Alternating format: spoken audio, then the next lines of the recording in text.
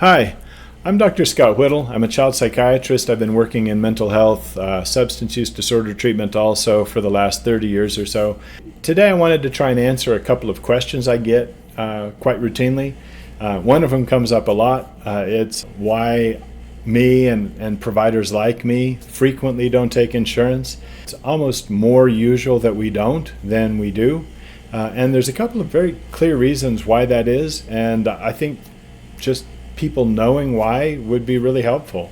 Let me just take them one by one. The first big reason is insurance payment just isn't enough to cover our costs. Human resource cost for behavioral health has gone up in the last 5-10 years. Insurance payment for mental health treatment, substance use disorder treatment especially, has always lagged behind. And so while medical treatment gets increases, behavioral health as a whole usually doesn't. It gets some, but they haven't come close to meeting our human resource costs, let alone the cost of running a clinic. I pulled a few headlines to try and bring some context to the discussion. A couple of key points, and these are pretty painful. Number one, our emergency departments are absolutely flooded with patients, and that's just a symptom of us not having enough mental health providers. Number two, more mental health providers, including prescribers and talk therapists, choose not to take insurance because we just can't make it work.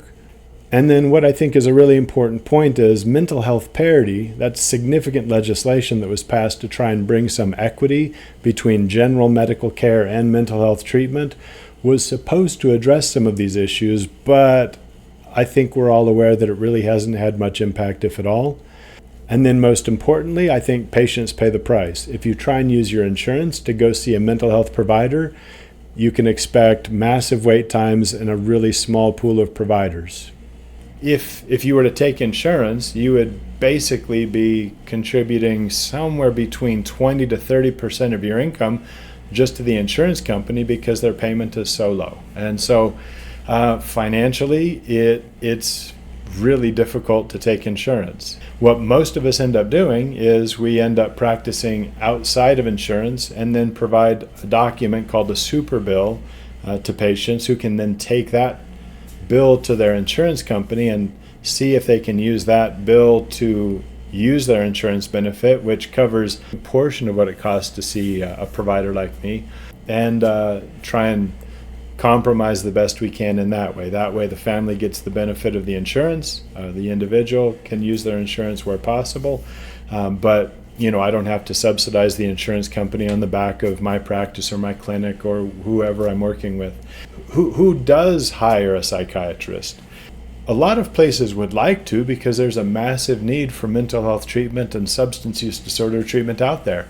I think a pediatrics practice that I'm connected to, I think put it best when they said they'd spent a lot of time and energy trying to hire a psychiatrist, but what would happen is they get to the point talking about salary and they would do the math and find out that for the clinic to hire that psychiatrist, the clinic would have to subsidize that salary 20 to 30% of that pay because the insurance that was reimbursed just wouldn't cover it.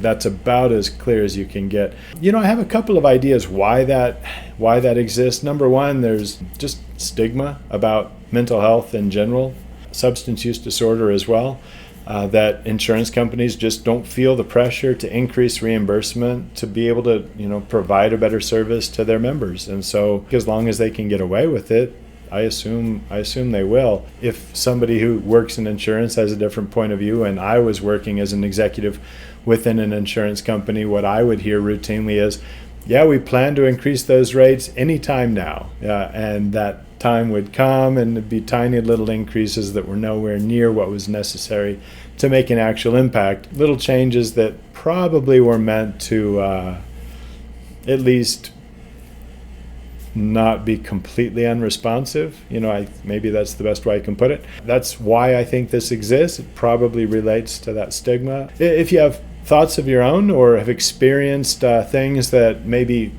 create, a better understanding of why this dynamic exists, I'd love to hear your comments below.